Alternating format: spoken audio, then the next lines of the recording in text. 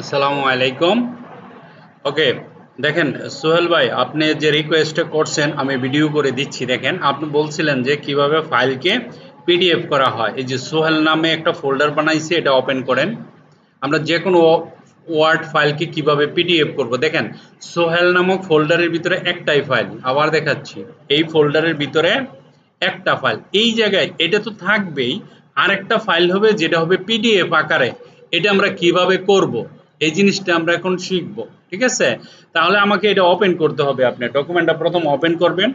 Open করার পরে আপনি যাবেন ফাইলে, সেভ এজ। দেখেন সেভ এজে ক্লিক করবেন।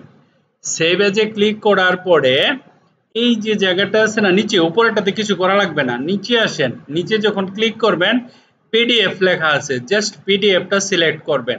আপনার আর কোনো কাজ নাই। যখন সেভ করবেন, সেভ করার পরে এটা পিডিএফ এ কনভার্ট হয়ে যাবে। দেখেন এই যে এই ফাইলটা এখন পিডিএফ।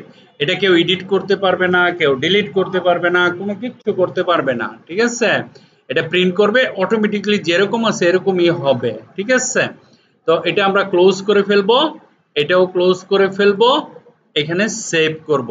সেভ করার পরে আমি যখন এটা বন্ধ করে দিব, এই যে সোহেল নামে ফোল্ডারটা বানাইছিলাম, এই ফোল্ডারের ভিতরে আগে ছিল একটা ফাইল, এখন হচ্ছে দুইটা ফাইল।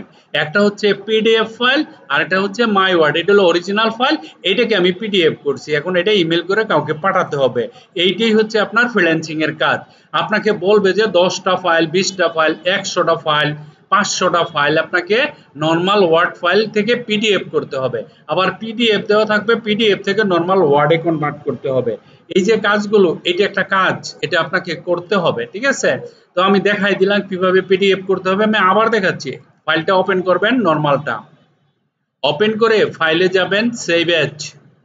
সেভ এজে যাওয়ার পরে এই যে এখানে খালি জাস্ট পিডিএফ ফরম্যাটে চেঞ্জ করে এটাকে সেভ করবেন। কিন্তু এখন এইখানে যেহেতু একবার করে ফেলছি, এটাকে চেঞ্জ করে ওয়ান দেন বা একটা নাম চেঞ্জ করে দিতে হবে।